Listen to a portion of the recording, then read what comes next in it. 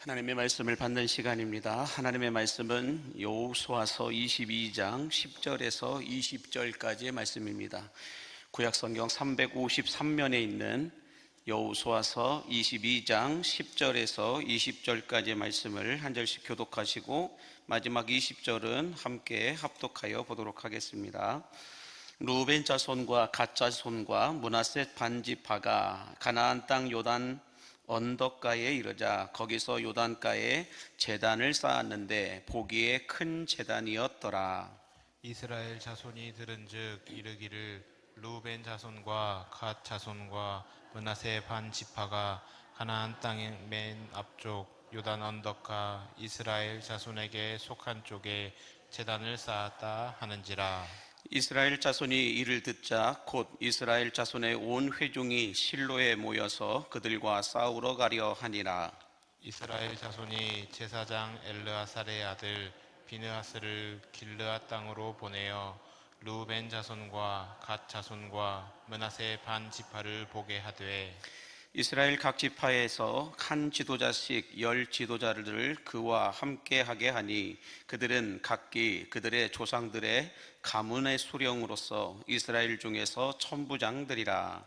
그들이 길르앗 땅에 이르러 루벤 자손과 갓 자손과 므낫세 반 지파에게 나아가서 그들에게 말하여 이르되 여호와의 온 회중이 말하기를 너희가 어찌하여 이스라엘 하나님께 범죄하여 오늘 여호와를 따르는 데서 돌아서서 너희를 위하여 제단을 쌓아 너희가 오늘 여호와께 거역하고자 하느냐.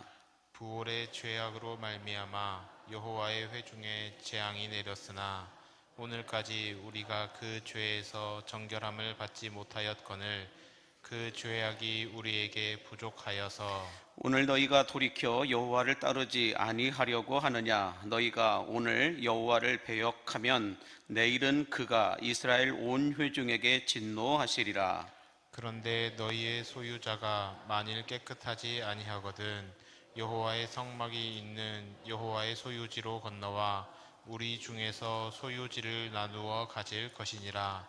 오직 우리 하나님 여호와의 제단 외에 다른 제단을 쌓음으로 여호와를 거역하지 말며 우리에게도 거역하지 말라. 세라의 아들 아간이 온전히 바친 물건에 대하여 범죄함으로 이스라엘 온 회중에 진노가 임하지 아니하였느냐. 그의 죄악으로 멸망한 자가 그 한 사람만이 아니었느니라 하니라. 아멘. 하나님의 말씀입니다. 할렐루야. 함께 따라하겠습니다. 예수를 알고 예수를 알리라. 예수를 알고 예수를 알리라. 우리는 예수 믿고 구원받아 죄악의 자녀에서 마귀의 자녀에서 하나님의 자녀로 신분의 변화가 일어났음을 믿으신다면 아멘 하시기 바랍니다. 자, 그러면 우리가 신분의 변화가 일어나면 제일 먼저 바뀌는 것이 있는데 그것이 무엇일까? 그것은 언어의 변화가 일어나게 됩니다. 신분이 바뀌면 제일 먼저 무엇이 바뀌느냐? 언어의 영역에 변화가 일어난다는 거예요. 언어가 바뀌게 되는데 대통령의 자리에 올라갔는데 그냥 편한 자리에서 하던 말들을 대통령의 자리에서 그대로 쏟아내버리게 되면 나라는 뒤죽박죽이 될 수밖에 없을 것입니다. 마찬가지로 부모가 되면 부모의 언어가 생기게 됩니다. 또 학교 선생님이 되면 선생님으로서의 언어가 터져 나오게 되고 CEO가 되면 CEO의 언어가 그에게서 바뀌게 되고 터져 나오게 되는 것을 볼 수가 있습니다. 마찬가지로 교회 안에서 목사가 되고 장로가 되고 권사, 집사가 되게 되면 이런 직분을 받게 되면 여러분 어떤 언어가 생기게 될까요? 좋은 말로 할 때 우리가 교회 안에서 직분을 받는데 목사의 직분을 받고 장로의 직분을 받고 권사와 안수집사, 일반 집사 이런 직분을 받게 되면 우리에게서 어떤 언어가 바뀌게 되느냐, 어떤 언어가 생기게 되느냐, 그것은 성령의 언어가 생기게 됨을 믿으시기 바랍니다. 그 이유는 사도행전 2장 4절에 보면 우리가 잘 알고 있는 이런 말씀이 있죠. 한번 보여주실까요? 그들이 다 성령의 충만함을 받고 성령이 말하게 하심을 따라 다른 언어들로 말하기를 시작하니라 라고 말씀합니다. 초대교회 성도들이 마가의 다락방에서 기도하였을 때 성령님이 임하시면서 성령께서 임하시자 첫 번째로 제자들에게서 변화가 일어났는데 어떤 변화냐? 그들이 성령이 말하게 하심을 따라 성령의 언어, 방언을 말하기 시작했다라고 말하고 있는데, 이 방언이라고 하는 것이 여러분들 어떤 신비한 언어들만 우리가 생각할 때가 많이 있는데, 그런데 진짜 방언은 무엇이 진짜 방언이냐면 내가 예전에 하지 않았던 언어들을 쏟아낼 때 우리는 방언이다라고 말합니다. 다시 말해서 예수 믿기 전에 했던 언어들을 이제 사용하지 않고 예수 믿고 난 이후 성령의 언어가 쏟아져 나오는 걸 우리는 방언이다라고 말합니다. 그래서 육신의 언어에서 성령의 언어로 바뀌게 되고, 죽음의 언어에서 생명의 언어로, 부활의 언어로, 복음의 언어가 터져 나올 때 성령 받았다라고 말하는 거예요. 그러므로 여러분, 우리가 계속 세상에 살아가고 있지만 세상 사람들과 똑같은 생각의 언어들을 쏟아낸다면 성령 받은 것은 아닙니다. 그러나 성령 받은 증거가 무엇이냐? 세상 사람들이 잘 하지 않는 생명의 언어를 이야기하는 거예요. 부활의 언어를 말하는 거예요. 복음의 언어를 이야기하는 것입니다. 그러므로 교회 안에서 우리가 진짜 하나님으로부터 직분을 받았다라고 한다면 죽이는 언어가 아니라 살리는 언어가 터져 나오게 될 것이고, 깎아내리는 언어가 아니라 높여주는 성령의 언어가 터져 나오게 됨을 믿으시기 바랍니다. 그러므로 바라기는 예수 믿고 구원받아 하나님의 자녀가 되었다면 여러분들 복음의 언어가 터져 나와야 돼요. 성령의 언어들이 터져 나와야 할 줄로 믿습니다. 그러므로 여러분이 신분의 변화, 우리가 죄인의 자녀였지만 죄악의 노예였고 마귀의 자녀였지만 예수 믿고 구원받아 하나님의 자녀가 되었다고 한다면 하나님의 언어, 예수님의 언어, 성령의 언어가 우리에게서 터져 나와야 할 줄로 믿습니다. 그렇다면 옆에 있는 분에게 성령의 언어로 말해 주시기 바랍니다. 성령의 언어로 칭찬해 주시기 바랍니다. 시작.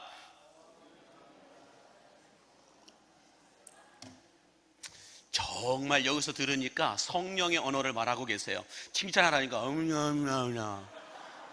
뭔가 이게 성령의 언어를 말씀하고 계신 것 같아요.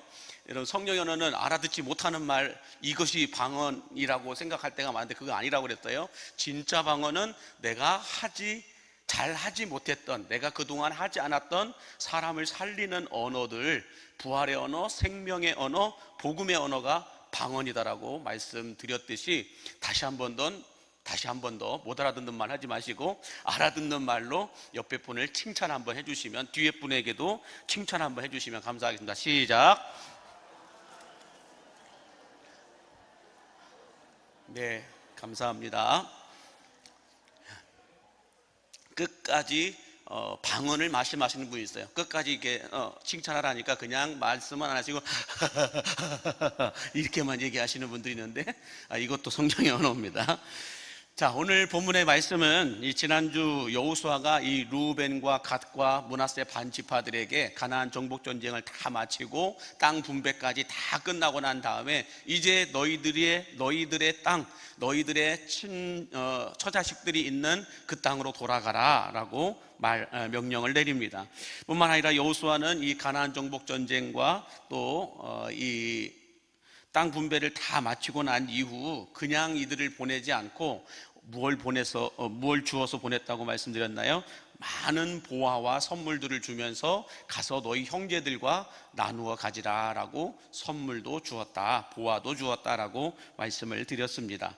자, 그런데요, 이 루벤과 갓과 므낫세 반 지파가 이렇게 요당 동편으로 돌아가는 길 가운데에 요단가 근처에서 큰 제단을 쌓았다라고 오늘 말씀이 시작합니다. 큰 제단을 쌓았다라는 것은 어디에서 봐도 다 보일 정도로 큰 제단이었다라고 말씀하고 있는데, 오늘 보면 10절 말씀 같이 함께 보겠습니다. 루벤 자손과 므낫세 반지파가 가나안 땅 요단 언덕가에 이르자 거기서 요단가에 제단을 쌓았는데 보기에 큰 제단이었더라라고 말씀합니다. 자, 여러분, 이 요단가가 어디인가 한번 지도를 보여주시면, 요단가는 길갈을 가리켜 말하고 있습니다. 길갈, 우리 한번 쭉 사해 쪽을 한번 줌을 당겨 주시면은 길갈이 있죠. 길갈에서 처음에 진을 쳤다가 그 다음에 어디로 갑니까? 실로라고 하는 곳으로 이스라엘 백성들이 진을 옮기죠.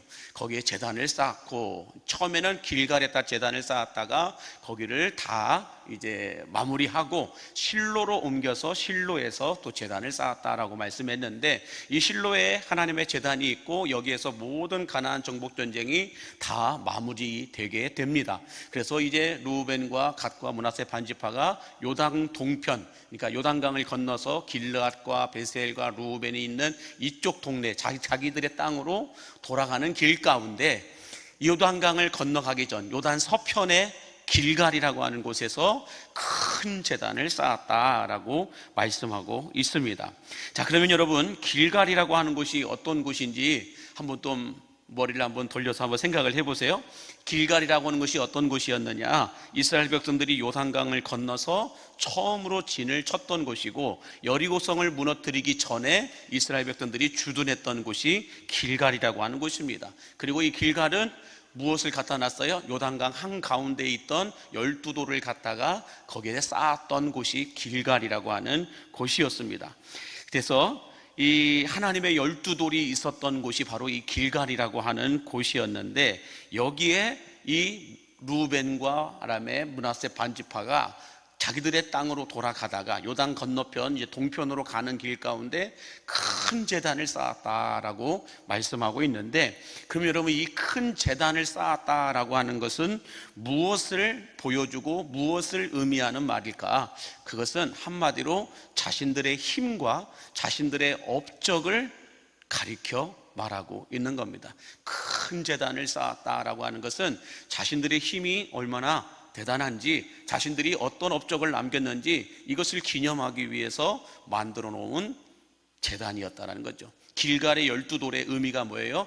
하나님께서 너희들의 힘으로 이 요단강을 건넌 것이 아니라 하나님의 힘과 능력으로 건너게 된 것이다 라는 것을 후손들에게 알리기 위해서 이 12돌을 갖다가 놓아서 거기다 제단을 쌓았던 것처럼, 이 루벤과 이 므낫세 반지파가 자기들의 땅으로 돌아가다가 이 요단가에서 길갈이라고 하는 곳에 큰 제단을 쌓았다는 것은 자신들이 얼마나 큰 힘을 가지고 있었었고 자신들이 얼마나 큰 업적을 남겼는지를 말해주고 싶어서, 남기고 싶어서 이렇게 만들어 놓았다라는 것입니다.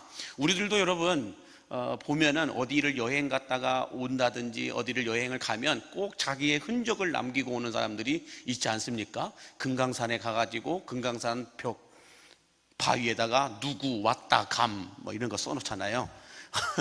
어디 뭐 가면은 어디 뭐 식당에 가면은 유명한 식당 맛집을 가면은 거기에 낙서판이 있는데 거기에 누구 왔다감, 누구 사랑함 뭐 이런 것들도 쓰여 있기도 하고, 제가 해외에 나가다 보니까 해외에 가면은 한글은 금방 눈에 띄잖아요. 한글 보면은 어디 다리에 가면 거기에 누구 왔다감 꼭 이런 걸 써놔요. 한국 사람들이. 더 기가 막힌 건 뭐냐면, 제가 자료를 찾지는 못했는데 이집트에 아주 몇천 년 전에 있는 이집트의 유물에다가 중국 사람이 거기다 누구 왔다감이라고 써놨어요. 참 대단한 사람들이에요.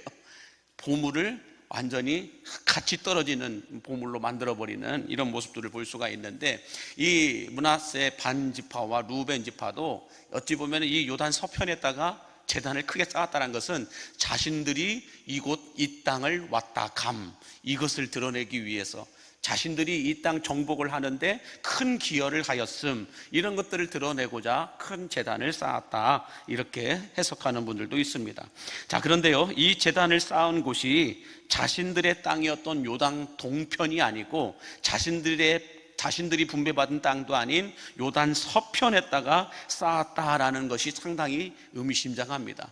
요단 서편에다가 이 제단을 쌓음으로 인하여서 요단 서편에 있던 9개 지파와 므낫세 또 다른 반지파가 이 이야기를 듣고는 깜짝 놀라게 됩니다. 자, 그러면 요단 서편에 있었던 사람들이 이 루벤 지파와 므낫세 반 지파가 길갈에 큰 제단을 쌓았다라고 하는 말을 듣고 깜짝 놀랐던 이유가 무엇일까? 그 이유는 첫 번째는 뭐냐면 실로에 이미 하나님의 제단이 있었음에도 불구하고 또 다른 제단을 쌓았다라고 하는 것은 여호수아와 이스라엘 백성들의 실로에 쌓여져 있던 하나님의 제단을 인정하지 않는다라는 뜻을 가지고 있기 때문에 그렇습니다. 또 다른 제단을 쌓았다라고 하는 것은 현재 있는 실로에 있는 하나님의 제단을 인정하지 않는다라는 거예요. 이런 의미가 있었다라는 것입니다. 두 번째는 무엇이냐면 부올이라고 하는 죄악, 부올의 사건을 떠오르면서 이들은 부올의 트라우마가 있었다라는 거예요. 바알부올이라고 얘기도 하는데 부올 사건이 있었는데 이 부올 사건이 무엇인지를 우리가 좀 생각을 해봐야 되는데, 먼저 오늘 본문 16절에서 18절에 말해 보면 이 부올에 대하여서 이런 말씀을 하고 있습니다. 같이 함께 보겠습니다. 여호와의 온 회중이 말하기를 너희가 어찌하여 이스라엘 하나님께 범죄하여 오늘 여호와를 따르는 데서 돌아서서 너희를 위하여 제단을 쌓아 너희가 오늘 여호와께 거역하고자 하느냐. 부올의 죄악으로 말미암아 여호와의 회중에 재앙이 내렸으나 오늘까지 우리가 그 죄에서 정결함을 받지 못하였거늘 그 죄악이 우리에게 부족하여서 오늘 너희가 돌이켜 여호와를 따르지 아니하려고 하느냐. 너희가 오늘 여호와를 배역하면 내일은 그가 이스라엘 온 회중에게 진노하시리라 라고 말씀하고 있습니다. 중심이 부올이라고 하는 죄악 때문에 우리가 아직 정결함을 받지 못했는데 너희들이 이 제단을 쌓음으로 인하여서 여호와의 진노가 온 이스라엘 회중들에게 미칠까 우리는 두렵다, 이 이야기를 하고 있는 거예요.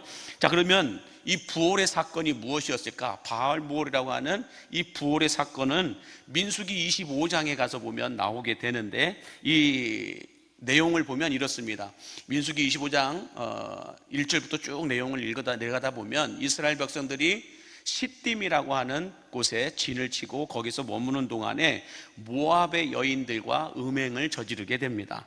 그리고는 이 모압의 여인들과 음행을 저지르면서 서로 친해지게 되니까 모압의 여인들이 이스라엘 사람들을 자기들의 진영으로 초청을 합니다. 자기들의 땅으로 초청을 하고 그 땅에서 자기들이 이 모압의 여인들이 믿는 신을 제사할 때 이스라엘 백성들도 데리고 와서 함께 예배하게 하였다라는 것이에요. 자, 그럴 때 여러분 어떤 일이 일어났느냐? 하나님께서 진노하사 연병을 내리십니다. 전염병을 하나님이 이스라엘 백성들에게 내리세요. 그러자 이 전염병으로 인하여서 몇 명이 죽었냐? 24,000명이 죽게 됩니다. 한순간에 24,000명이 죽게 되는 이런 결과를 초래하게 됩니다. 자, 그런데요, 여러분들 사진 한번 보여주실까요? 이 부올의 사건 아주 유명한 사진인데 여러분들 이해가 되실지 모르겠어요. 저기 신상들이 있는데 그 신상 앞에 이게 원형 안에 있는 신상이 있어요. 그게 모압의 신들을 가리켜 이야기하는데 이 모압의 신들에게 모압의 여인들이 이렇게 제사를 지낼 때 이스라엘 자손들도 같이 가서 제사를 지냈다라는 거예요. 그러므로 여러분들 이 시대도 우리 똑같아요. 다른 이단이나 다른 타 종교 제사와 예배가 있는 곳에 가서 제사를 드리는 것은 이 부올의 사건과 똑같은 행위를 하고 있는 것이다라는 거야. 그러므로 여러분들 많은 분들이 그래요. 불교 행사를 할 때, 천주교의 어떤 행사를 할 때 구경 간다고 갑니다. 조심하셔야 될 거예요. 그들이 제사할 때 우리는 구경 가는 관광객일지 몰라도 그들은 그들의 신에게 예배하고 있는 거거든요. 그렇다고 한다면 그들의 신이 예배하는 곳에 관광차, 구경차 갔다가 지금 이스라엘 자손들이 부올의 사건에 휘말리게 되면서 전염병이 생기게 되고 그로 인해서 24,000명이 죽게 되는 그런 결과를 초래하게 되었다라는 거예요. 이 시대도 여러분 분명합니다. 석가탄신날 거기 구경 간다고 해서 우리는 구경 가는 것이지만 그들은 그들의 신에게 예배하고 있는 거예요. 그러므로 조심해야 된다는 것이죠. 타종교도 마찬가지입니다. 화려한 퍼포먼스를 하면서 뭔가 구경거리가 많아서 재밌는 거리가 많아서 여러분들 찾아갈 때가 많거든요. 조심하셔야 된다는 거예요. 부활의 사건을 기억해야 된다는 것입니다. 자, 이렇게 전염병으로 인해서 이스라엘 진영에 2만 4천 명이 죽게 되고 많은 사람들이 아우성치고 있는 그 상황에 눈치 없는 이스라엘의 남성들이 또 무슨 짓을 행하느냐, 한번 다음 사진 한번 보여주실까요? 저게 무엇이냐면, 이런 상황 속에서 여러분들 한번 조금만 당겨주실까요? 조금만 당겨주시면은, 네, 저 라틴어로 되어 있습니다. 한 번만 읽어주시겠습니까? 라틴어로 되어 있는 내용인데, 저 내용을 여러분 보면은 어떤 내용이냐, 저 내용은 아니에요. 저도 몰라요. 저 내용은 모르는데 어떤 내용이냐면, 전염병이 돌아서 2만 4천 명이 죽어가고 있는데, 이스라엘의 이 눈치 없는 남자들이 모압의 여인들을 데리고 와서 이스라엘 진영 천막 안에서 음행을 저지르고 있는 거예요. 모압 땅에 가서도 음행을 저지르고, 또 이 모압의 여인들을 자기들의 집으로 들어와 가지고는 자기들의 진영 천막 안에서 저렇게 음행을 저지르고 있는 것입니다. 이걸 보면서 여러분, 누가 일어났냐? 비느하스라고 하는 사람. 비느하스는 누구냐면 제사장 엘르아살의 아들을 가리켜 말합니다. 한번 사진 보여주실까요? 다시 한번요. 제사장 엘르아살의 아들 비느하스가 창을 들고 그 음행하는 두 사람을 찔러 죽여버립니다. 비느하스의 이 창 사건을 통하여서 하나님의 분노가 이스라엘 진영에서 멈춰지게 되고 전염병이 사라지게 되는 그런 결과가 나오게 됐는데, 그래서 비느하스의 창, 이 비느하스라고 하는 사람, 목사 보시볼 때 반드시 나옵니다. 이 비느하스라고 하는 사람 나오게 되는데, 자, 이 비느하스를 이 요단 서편에 있던 9개 지파의 사람들이 요단 동편에 있는 루벤과 므낫세 반지파 사람들에게 보냅니다.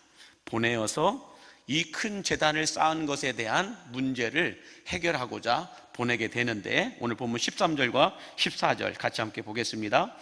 이스라엘 자손이 제사장 엘르아살의 아들 비느하스를 길르앗 땅으로 보내어 루벤 자손과 갓 자손과 므낫세 반지파를 보게 하되, 이스라엘 각 지파에서 한 지도자씩 10 지도자들을 그와 함께하게 하니, 그들은 각기 그들의 조상들의 가문의 수령으로서 이스라엘 중에서 천부장들이라 라고 말씀합니다.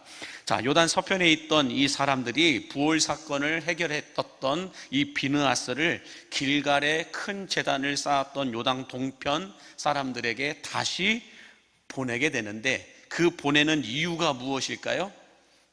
이 비느하스라고 하는 제사장을, 이 엘르아살의 아들 비느하스를 이제 다시 이 요단 동편에 있는 큰 제단을 쌓았던 이 사람들에게 보내는데, 보내는 이유가 무엇이었을까? 민수기 25장 11절에 보면 이렇게 말씀을 합니다. 시작. 제사장 아론의 손자 엘르아살의 아들 비느하스가 내 질투심으로 질투하여 이스라엘 자손 중에서 내 노를 돌이켜서 내 질투심으로 그들을 소멸하지 않게 하였도다. 이 말씀은 이 부활의 사건을 가지고 하나님이 말씀하신 건데, 비느하스가 아니었으면 이스라엘 백성들 다 죽었다라는 거예요.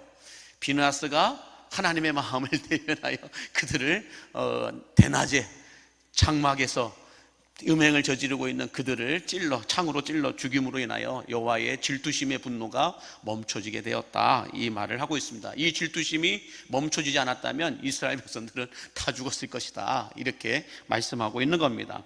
이 비느하스를 이제 요단 서편에 있었던 지파들이 요단 동편으로 보내게 되는데, 그 이유가 뭘까요? 이 문제와 갈등을 해결하게 하기 위해서 비느하스라는 사람을 보냅니다. 왜? 저들은 비느하스가 누군지를 알기 때문에, 저들도 부활의 사건을 같이 경험했기 때문에, 그 부활의 사건 속에서 비느하스를 통하여서 이 문제가 해결되었던 그 상황을 저들도 경험하였기 때문에 이들은 비느하스를 보내는 것입니다.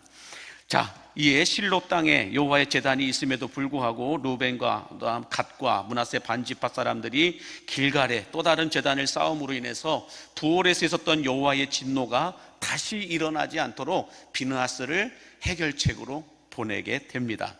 자, 그러므로 여러분, 이 요단 서편에 있던 이 사람들이 부올의 사건을 해결하였던 비느하스를 이 요단 동편으로 보내는 이 모습을 보면서 오늘 우리가 얻을 수 있는 교훈이 있다라고 한다면 무엇이 있을까? 그것은 우리들의 죄악의 자리에 비느하스를 보내야 된다는 거예요.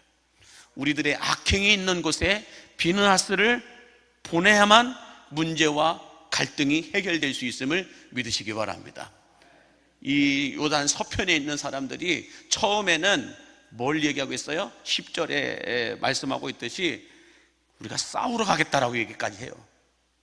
저들이 저렇게 큰 재단을 쌓음으로 인하여서 부활의 사건이 다시 또 일어날까봐 아간 한 사람으로 인하여서 온 이스라엘 백성들이 하나님의 진노를 재앙을 받았던 것처럼 저 부활 사건도 아간 사건도 이들은 경험하여 알고 있는데 저 큰 재단으로 인하여서 하나님의 진노가 또 우리에게 머물까봐 그들은 두려움 가운데 저 동편에 있는 사람들을 우리가 치러 갈까? 아예 죽이러 갈까? 싸우러 갈까? 이렇게까지 이야기하고 있는 거예요. 그러나 이들은 비느하스를 보내면서 이 문제를 해결하도록 각 지파별로 대표자, 천부장들을 세워서 같이 보내게 됩니다. 자, 그러므로 여러분, 우리들도 악한 죄악이 있는 자리에, 우리들의 악행이 있는 곳에, 어두움이 있는 곳에 비느하스를 보내야 할 줄로 믿습니다. 자, 그러면 비느하스가 무엇일까? 오늘날 우리들에게 비느하스는 무엇일까? 어찌 보면 비느하스의 창이죠. 비느하스의 창은 무엇일까? 그것은 하나님의 말씀임을 믿으시기 바랍니다. 다른 말로 말하면 예수 그리스도를 가리켜 말씀하고 있다는 거예요. 자, 그렇다고 한다면 히브리서 4장 12절 말씀 같이 함께 볼까요? 시작. 하나님의 말씀은 살아있고 활력이 있어 좌우의 날선 어떤 검보다도 예리하여 혼과 영과 및 관절과 골수를 찔러 쪼개기까지 하며. 그러므로 여러분, 성령의 검 무엇입니까? 하나님의 말씀입니다. 성령의 검, 하나님의 말씀, 우리가 이 하나님의 말씀인 성경을 가지고 우리의 죄악의 자리로 가야 된다는 거예요. 우리들의 악행의 자리로 가야 된다는 거예요. 문제와 갈등이 있는 곳으로 이 말씀을 들고 가야 된다는 거예요. 사회적으로도, 어떤 국가적으로도, 교회적으로도, 가정 안에도 여러분 문제가 있고 갈등이 있고 죄악이 있는 곳에는 다른 것 갖고 가는 게 아니에요. 하나님의 말씀을 들고 가야 할 줄로 믿습니다. 그래야 문제가 해결되는 거예요. 그렇지 않으면 문제만 더 엉키고 꼬여버려요. 사람의 말을 듣고 사람을 찾아갔다가는 더 큰 오해를 사고 더 큰 문제를 하나님 가지고 올 때가 많다는 것입니다. 그러므로 이제 우리들도 마찬가지입니다. 비느하스가 문제의 해결책이었다는 것을 알고 이 요단 서편에 있는 사람들이 요단 동편으로 보냈던 것처럼 이 시대의 문제의 해결은 오직 하나님의 말씀이요 예수 그리스도임을 믿으시기 바랍니다. 문제가 있는 교회에 예수가 들어가면 해결됩니다. 문제가 있는 사회 속에 하나님의 말씀이 들어가면 해결되게 됨을 믿으시기 바랍니다. 그러므로 우리 그리스도인들은 뭘 해야 될까요? 나의 삶 속에서 하나님의 말씀이 작동되어지도록 해야 돼요. 나의 삶 가운데 하나님의 말씀이 옮겨지도록 살아야 된다는 거예요. 나를 통하여, 우리 그리스도인들을 통하여 하나님의 말씀이 삶 속에서, 세상 속에서 드러나고 작동되어지기만 해도 세상은 시끄러워지지 않습니다. 그러므로 하나님의 말씀, 그 말씀을 들고 우리가 세상 속으로 들어가야 할 줄로 믿습니다. 여러분들을 통하여 예수 그리스도가 드러난다고 한다면 여러분들이 가는 곳마다 문제가 발생하는 것이 아니라 문제가 해결되어지는 역사가 있음을 믿으시기 바랍니다. 자, 그러면 이제 비느하스와 이 요단 서편에 있던 천부장들이 이 문제를 해결하기 위해서 요단 동편으로 건너갑니다. 건너가서 이들이 여러분 어떻게 해결책을 내어 놓았을까? 그 말씀이 오늘 19절에 이렇게 말씀하고 있습니다. 19절 같이 보겠습니다.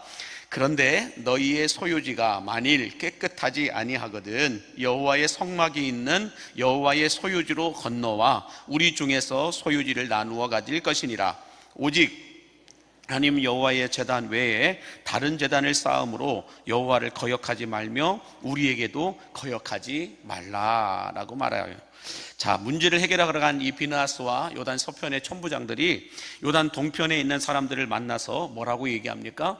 혹시 지금 너희들이 살고 있는 이 땅이 영적으로 눌려 있거나 깨끗하지 못하여서 너희들이 이런 큰 제단을 쌓았다고 한다면 여호와의 성막에 있는 이곳으로 건너와라 라고 얘기해요.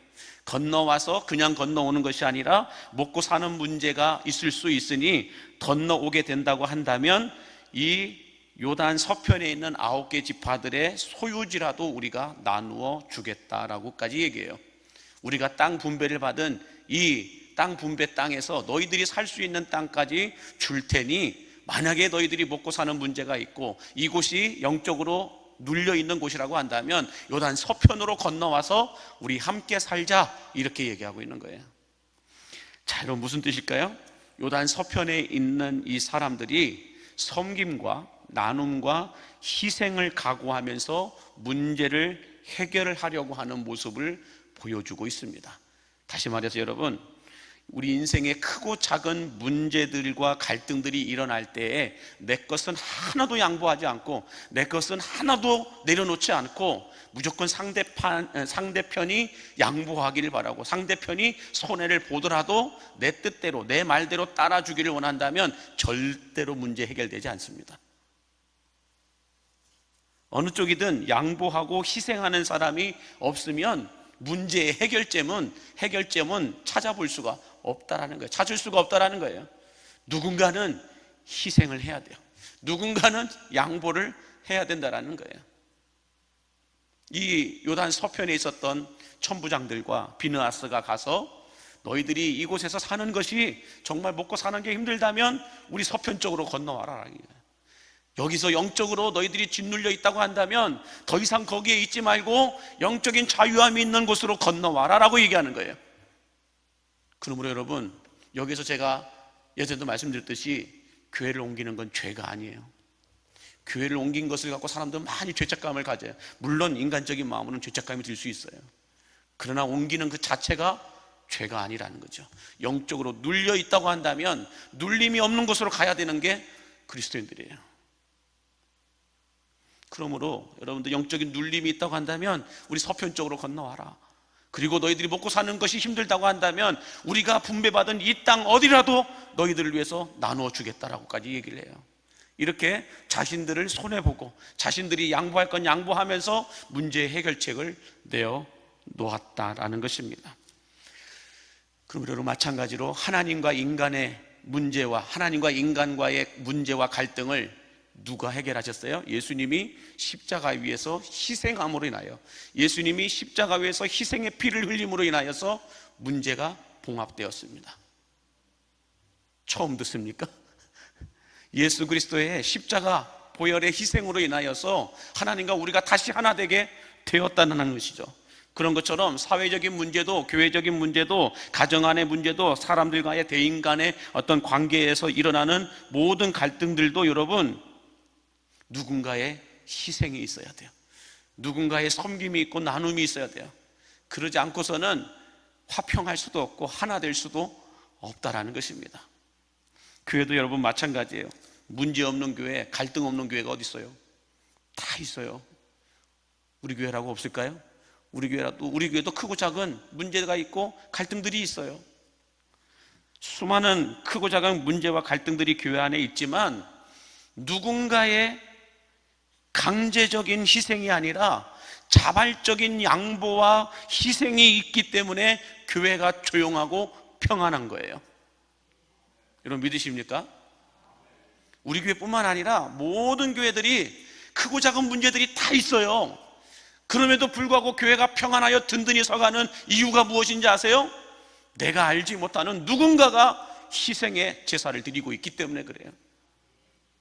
누군가가 희생하고 있기 때문에 예배가 원활하게 진행되고 있는 거예요. 누군가의 섬김이 있기 때문에 우리가 편안하게 신앙생활할 수 있는 거예요.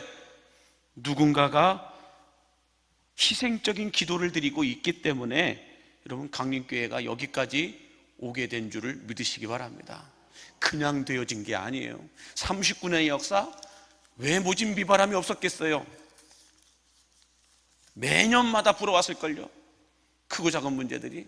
그렇지만 크고 작은 그 문제들이 불어올 때마다 누군가의 자발적인 양보와 섬김과 나눔과 희생이 있었기 때문에 교회가 여기까지 평안하여 든든히 서올 수 있었던 거예요.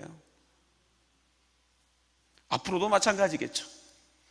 국가적으로도 사회적으로도 어떤 조직적으로도 교회 안에도 어떤 가정 안에도 개인적인 문제에서도 똑같아요.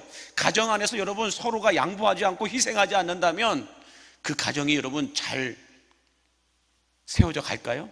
금방 쪼개져 버릴걸요. 서로 양보하지 않기 때문에, 희생하지 않기 때문에. 누군가가 설거지 이만큼 쌓여졌는데 누군가가 설거지를 하는 희생이 있기 때문에 가족들이 다시 들어와서 깨끗하게 편안하게 식사를 할 수 있는 거예요. 그냥 집에 들어갔는데 발 디딜 데가 없을 정도로 어질러져 있으면은 여러분 그거 어떻게 살겠어요? 누군가가 보이지 않는 시간에 보이지 않는 곳에서 희생하였기 때문에 깨끗하게 집이 정리되어져 있는 거죠.